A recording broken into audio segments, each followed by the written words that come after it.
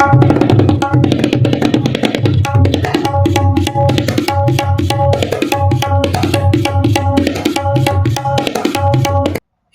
आणि व्यापारी यांच्यातील आर्थिक वादाच्या चौकशीत गुन्हा दाखल न करण्यासाठी तक्रारदाराकडून 20,000 रुपयाची लाच मागणाऱ्या निंभोरा पोलीस स्टेशनमधील एका पोलीस हवालदारावर लाचलुचपत प्रतिबंधक विभागाने गुन्हा दाखल केला आहे।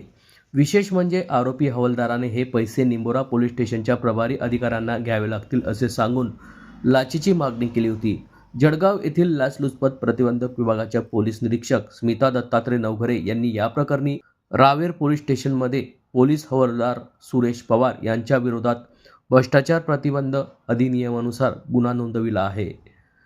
या संदर्भातली माहिती आज दिनांक 10 डिसेंबर रोजी दुपारी 12 वाजता माध्यमांना यावेळी प्राप्त झाली आहे। या प्रकरणातील तक्रारदार यांनी एका शेतकऱ्याकडून 1,27,000 रुपये किमतीची केळीची माल घेऊन दिल्लीतील व्यापाऱ्याला विकला होता, परंतु त्या शेतकऱ्याने त्याचे पैसे दिले नव्हते। याबाबत संबंधित शेतकऱ्याने तक्रार अर्ज केल्यानंतर आरोपी पोलीस हवालदार सुरेश पवार यांनी तक्रारदाराला चौकशीसाठी निंभोरा पोलीस स्टेशनला बोलवले। चौकशी दरम्यान हवालदार सुरेश पवार यांनी तक्रार अर्जात नमूद केलेल्या रकमेच्या 10% लाच रक्कम मागितली, अशी तक्रार तक्रारदाराने केली होती।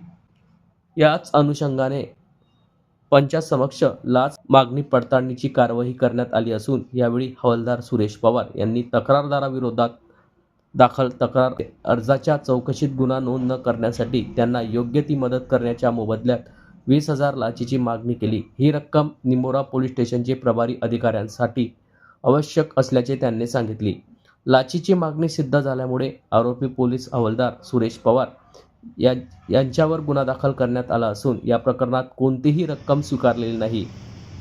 हा सापळा लाचलुचपत प्रतिबंधक विभागाचे पोलीस उपअधीक्षक योगेश ठाकूर, पोलीस निरीक्षक स्मिता नवघरे, सहाय्यक फौजदार Dinesh Singh Patil, police constable Kishor Mahajan, police constable Sangita Pawar, police constable Rakesh Dusane, police constable Amol Suryavanshi, police constable Bhushan Patil यांच्या पथकाने ही कारवाई यशस्वी केली। याबाबतचा पुढील तपास पोलीस उपअधीक्षक योगेश ठाकूर करीत आहे।